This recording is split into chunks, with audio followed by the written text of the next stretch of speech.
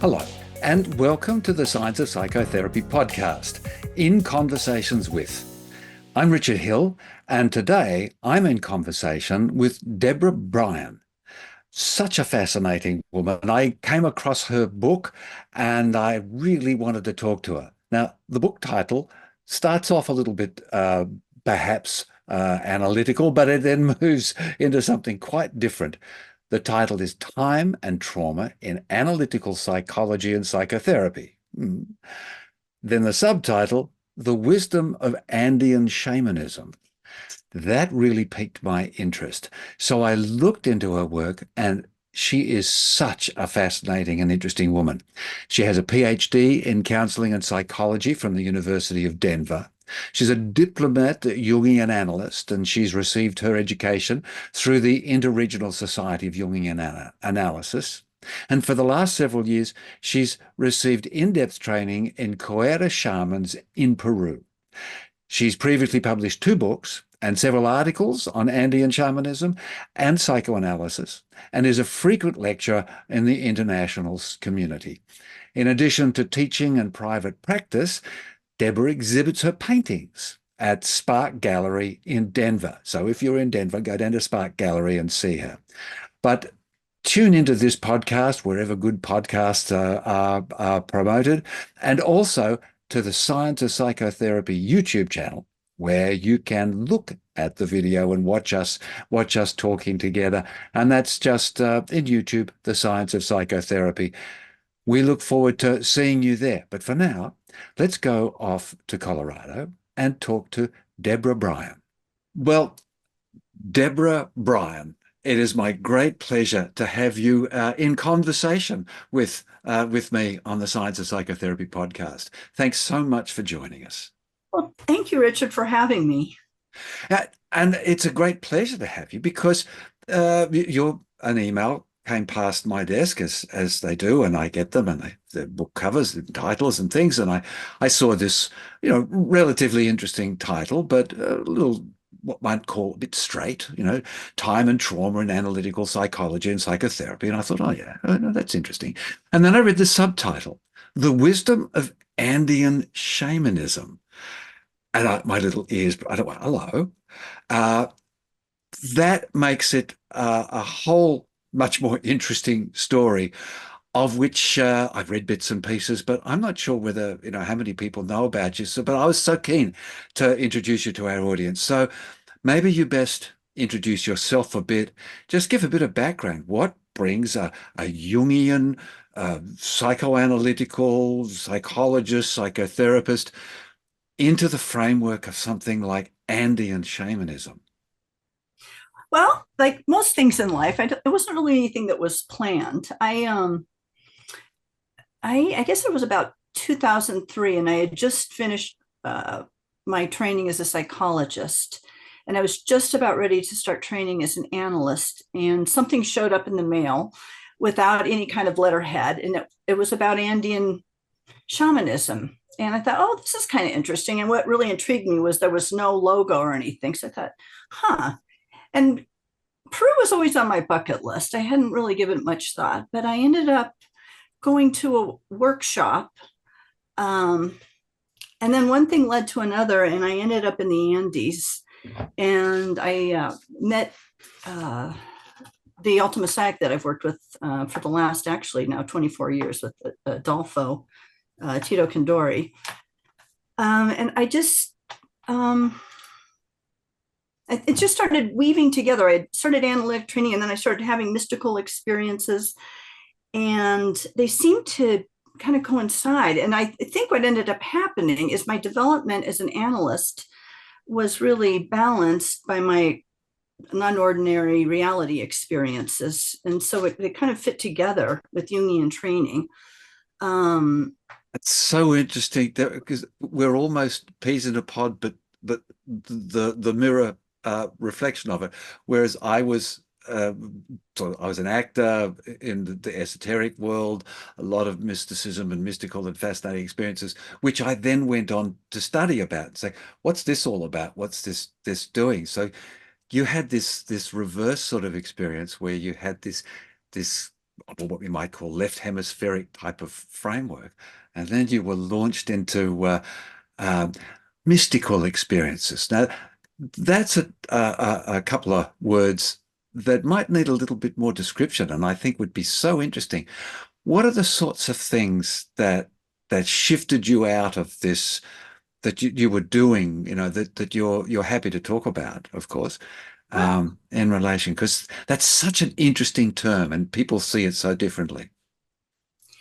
I think, I think what's interesting to me about mystical experience is that there aren't really any words for it. I think Hmm. it's more of moving into a state of being. And it's nonverbal, which also works really well with psychoanalysis when we start looking at implicit experience or pre-verbal experience. But I think for me, it was just moving into the state of connection or the state of ecstasy or belonging, and really getting blasted from being on a mountain with light and energy. And I really didn't have a way of contextualizing it then. Yeah, isn't that's just so beautiful because one of the things that Ernie Rossi and I would talk about a lot was to look for creative moments, look for moments that were outside of the logical space that seemed to be doorways into something else. And it's these something else's. It's this I don't know, this Western world. I suppose it's other places too, but we know this one. This Western world creates this disconnect, or it creates certainly when you step into the wilds, that you suddenly go, Mm-hmm. oh my goodness, I didn't know this existed. Mm-hmm. And so this, when you're working with someone who is a shaman and you're working with someone who has spent their life more in this frame than in the analysis of things, what was it like, the difference when you initially sort of engaged? Was I would be rather awesome, I think, a bit like sort of coming up across so many of these people. I've come across the Dalai Lama and just sort of thought, wow, what an ordinary but extraordinary person at the same time. What were some of the extraordinary things that really bowled you over in the early days? Well, let's see.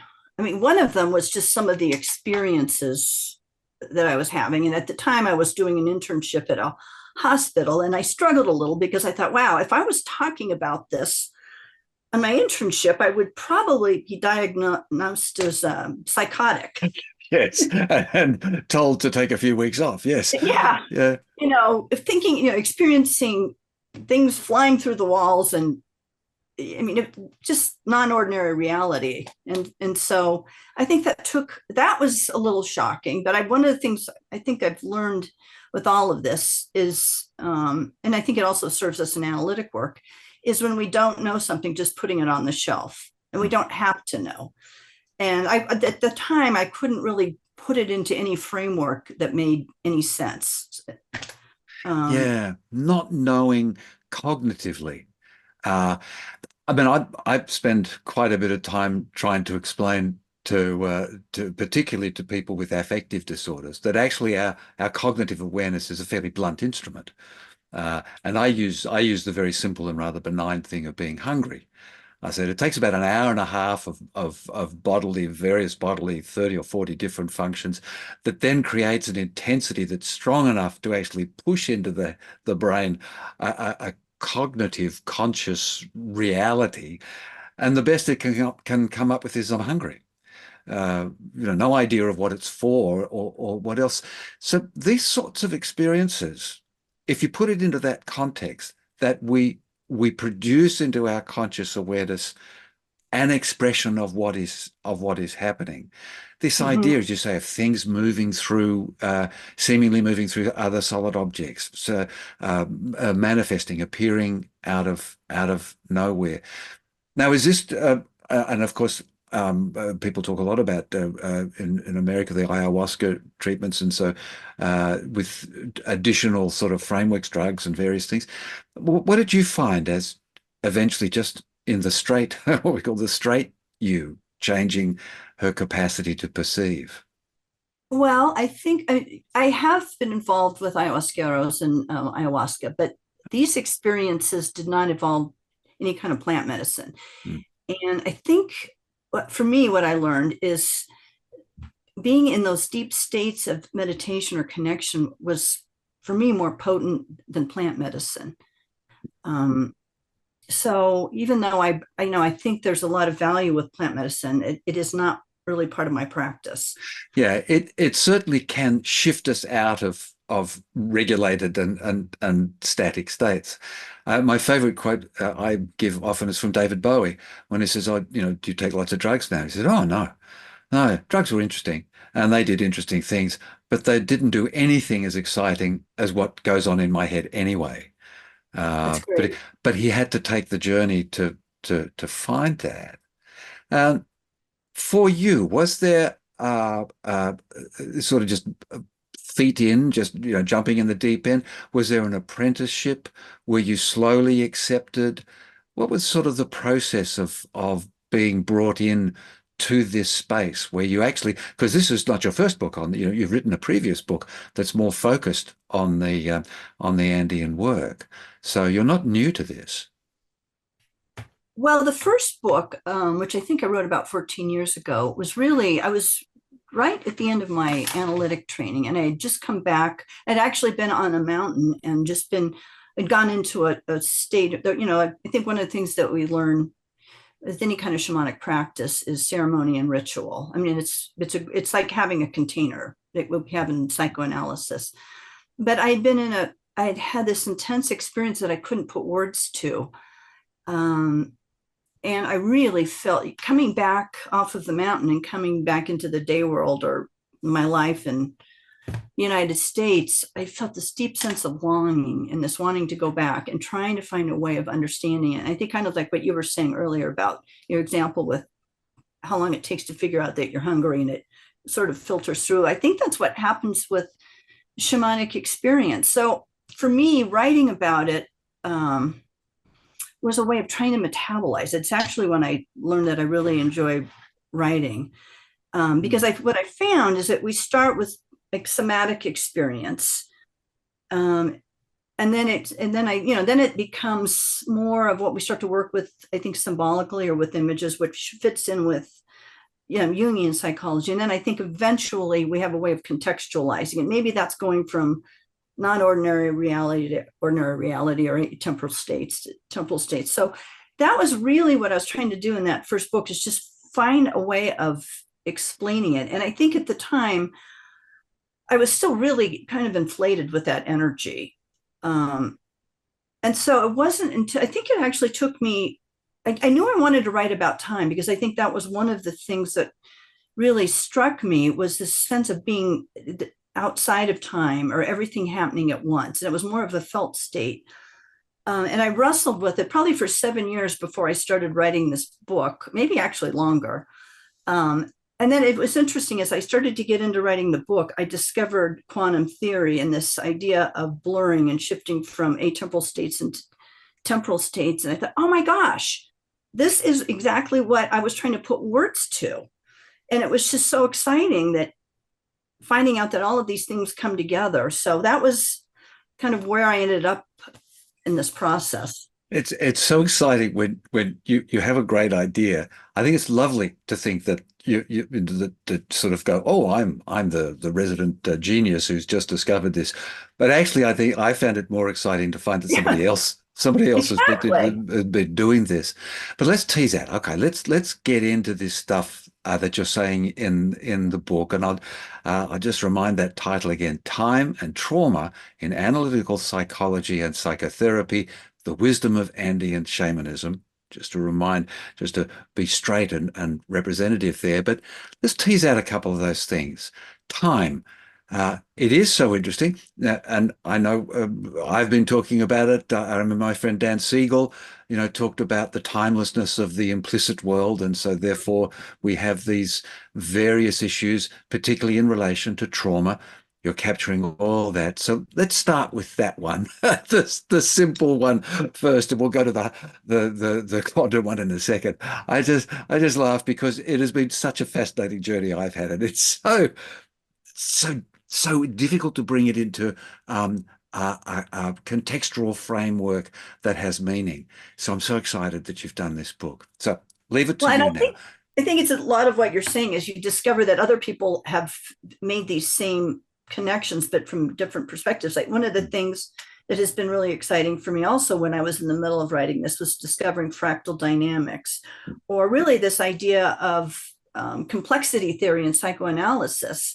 And really, I think what we're all trying to do is contextualize our experience, which fits in with, states of ecstasy and trying to find a way of understanding or bringing it back into the day world. And that's actually, I think, what we do with trauma work.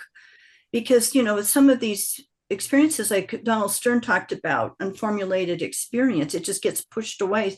So whether it's a state of ecstasy, it's trauma that gets split off, it's atemporality, it all seems to be the same thing. Yeah, and it's sort of, I think, people trying to return back to a sense of what is natural. We kind of lose that a bit as we get into a very theoretical framework. And I know there's one of my supervisors. I'm doing a PhD. I had nothing else to do, but she talks about a theoretical practice. These new ideas. You talk in part 3 about integrating. We've had a lot of that integrative therapies. Um, but this thing of the way in which time, where we enter frameworks of time, and that those frameworks and structures are very helpful and useful.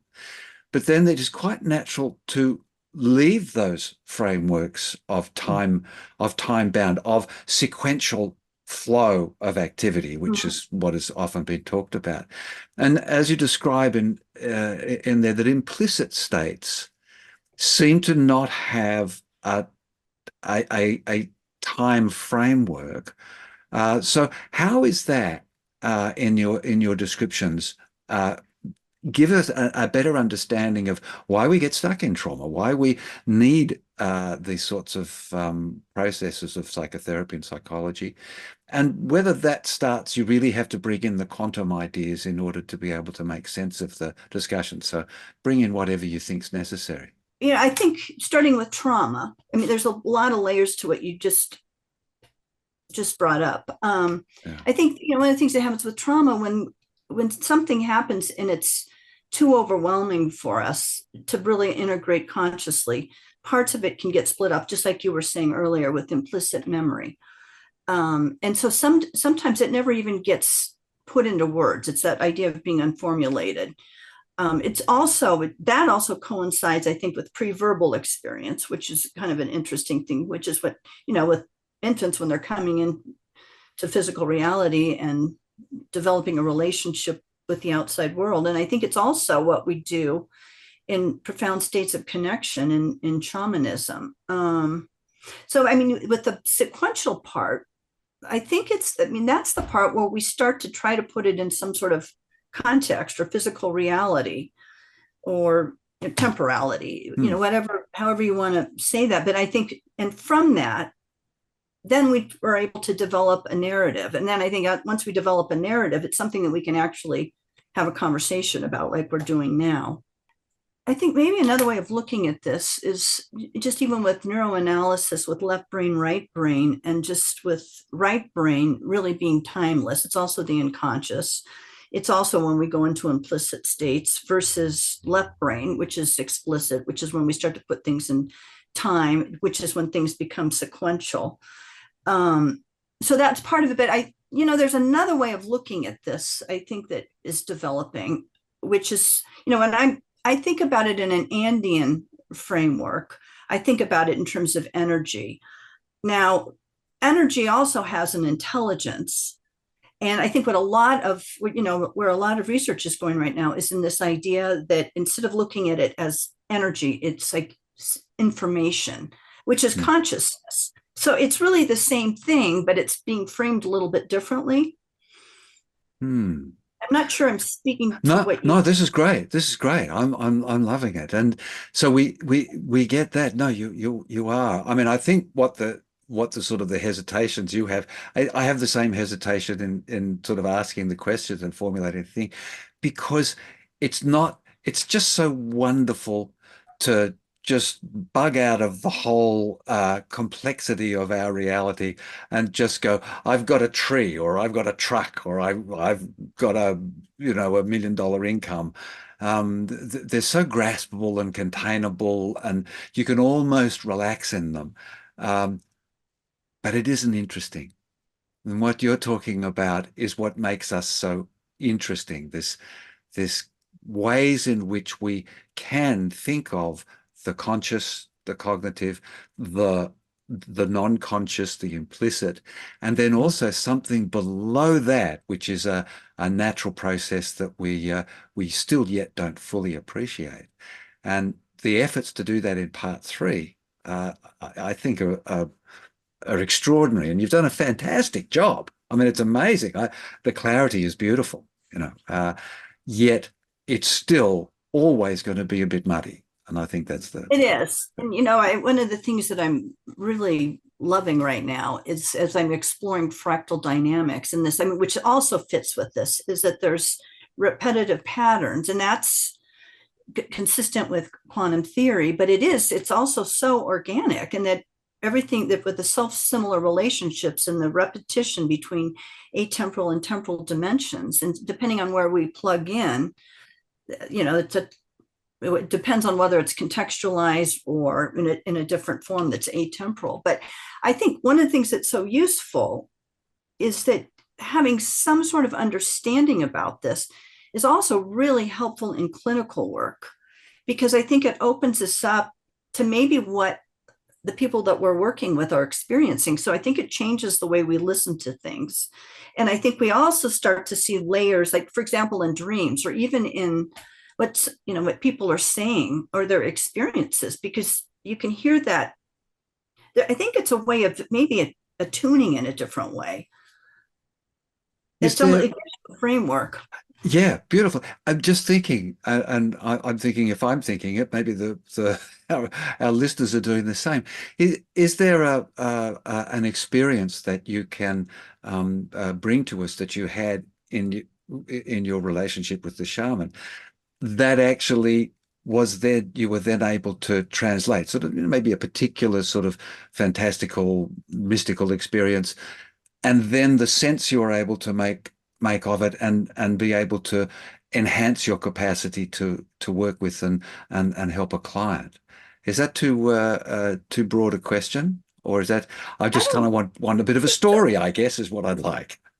Well, it's funny the way if I don't write things down, they kind of float away. And so, Yeah. I mean, a lot of this I think shows up, synchronicities and dreams with clients. And I see that, something happens and then they dream about it, and then something happens in session. But to answer your question, something that happened about 2.5 weeks ago. One of the things I'm doing right now is I'm working on another book with Adolfo on Andean codes, and really this idea that there's certain basic principles in the cosmos, and it's kind of like what we're talking about and how they apply, and looking at it from an Andean perspective. But anyway, we No, that's were, great, because that, complexity theory, the organizing principles. yeah. This is wonderful. Yeah, I talk about that. To our listeners have heard me rabbit on about that a lot. Yeah. So please continue. Well, so anyway, I'm in the process right now of relocating to Madeira, and I was there last month, and I was when I was having this conversation with Adolfo a couple of weeks ago when we were doing our regular weekly meeting on Zoom. He said, "Oh, Sister Deborah," he said, "I had a dream about you. You were in this place with all of these yellow flowers, and you were appearing and disappearing and appearing and disappearing."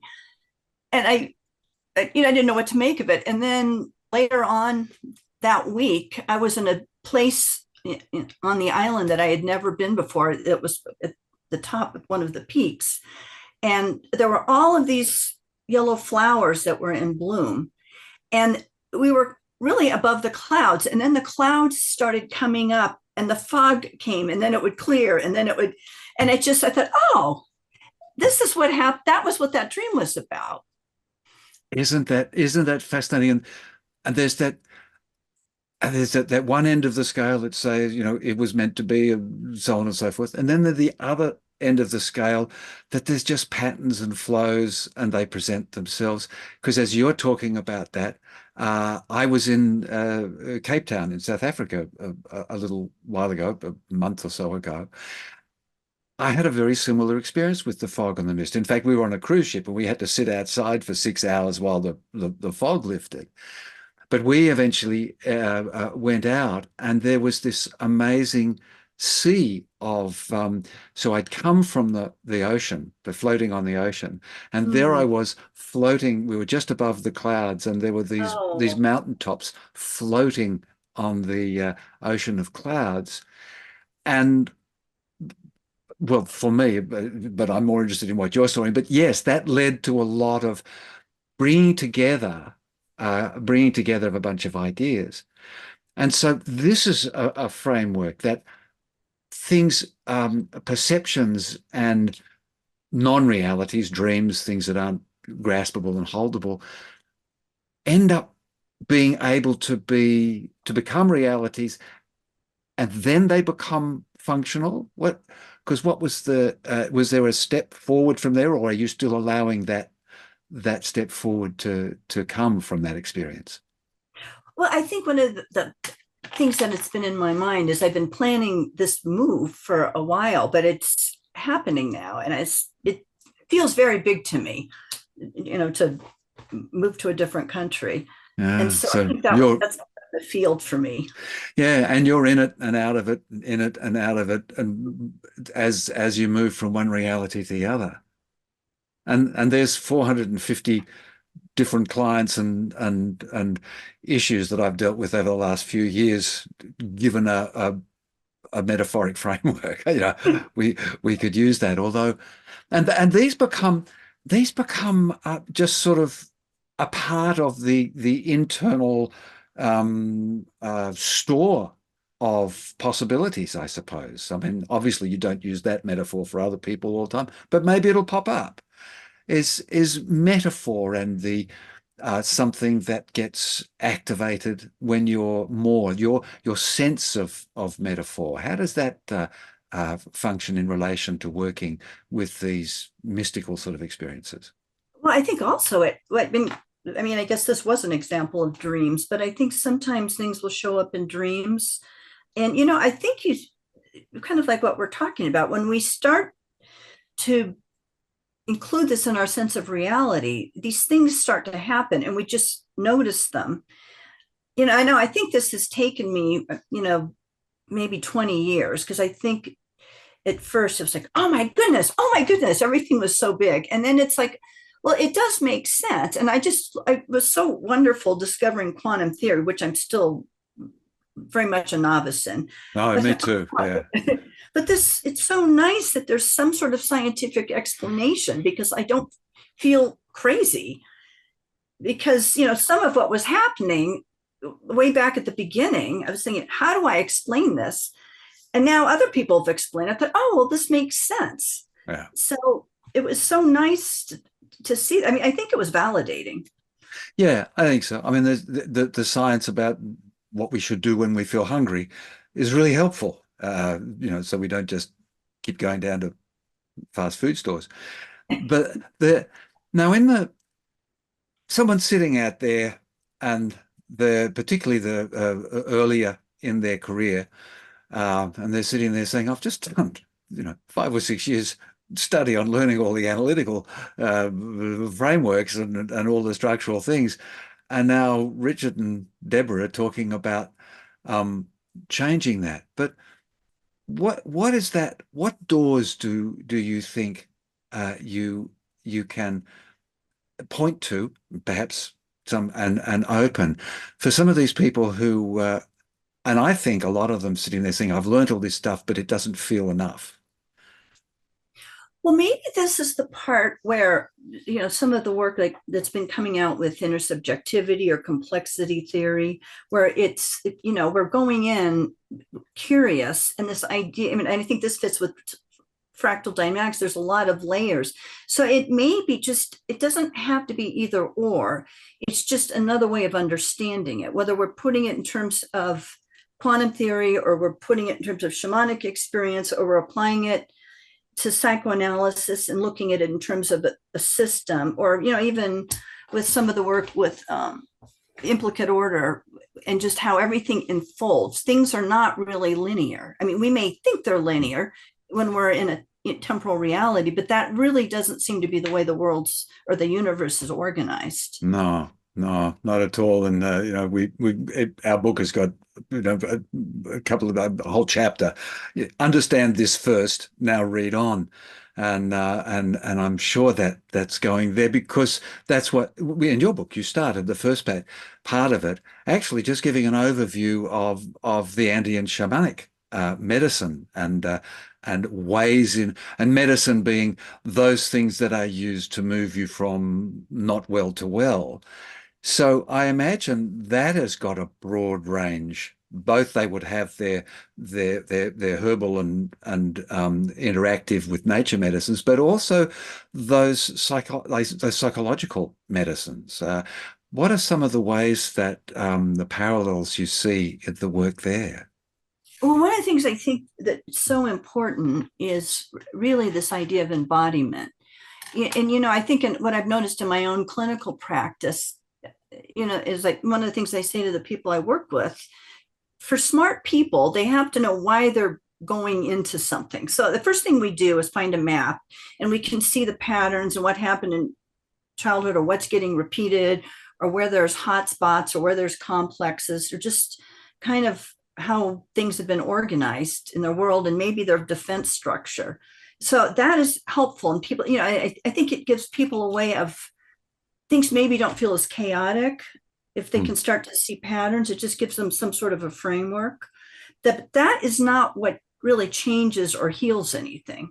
I think we need that structure to then go into the feeling or the affect or where we feel it in our bodies. But we need the framework to do that. So in a way, what I'm talking about analytically is the opposite of coming back like in a reentry experience where you go from the somatic experience and then see things symbolically, and then you put it in a narrative. And I think analytic work, we try to help people have some sort of context.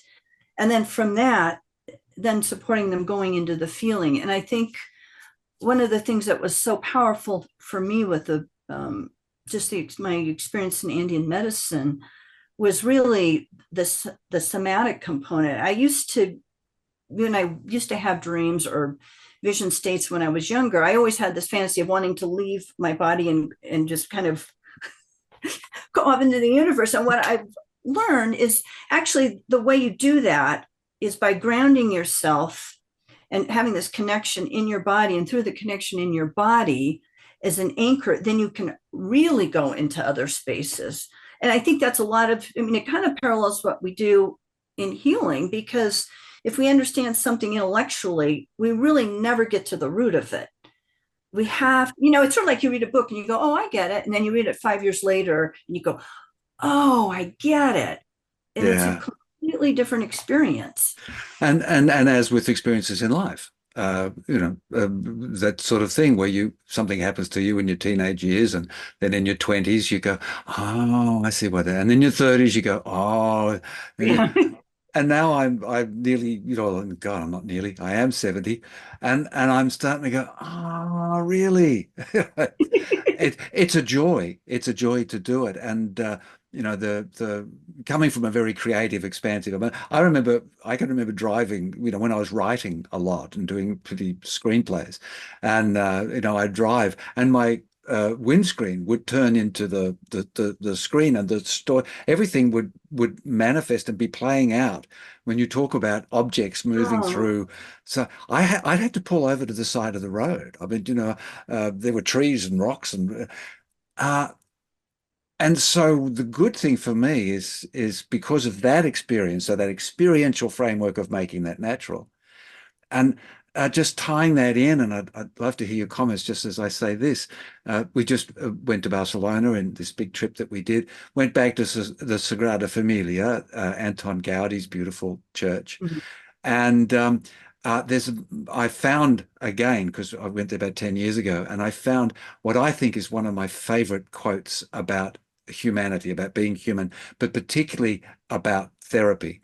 And he says, originality consists of returning to the origin. Oh, that's beautiful. And right next to it is a fractal description of a particular plant, I'll escape my memory for the moment, of which then is the drawing of the spire that he did and why that spire is what it is. So that sense of what you're saying of by him returning to his inner awareness of what is around him, he was able to then manifest this incredible creation. Okay, it was a big church, but maybe the incredible creation is just our whole more capable, manageable self. Hmm. Well, and that would make sense. I mean, that would be an expression of it. So that would maybe get into this idea of whether we're talking about quantum theory or we're talking about ink and codes, this law of correspondence, or, even in alchemy between spirit and, so above, so below, or, I think that's maybe the idea of what we do as artists when we're creating. That's an amazing story. I bet that was really powerful what you were. Ah, yes. You were definitely embodied. Thank you. Thank you. I got embodied first. I didn't know what I was doing. Yes. It's taken me 20 years. But this about you have to keep writing your book, your next book, these other things, these other concepts that you're talking about. So we need those. We need more depth, more understanding of this. But I think there's a wonderful place to start.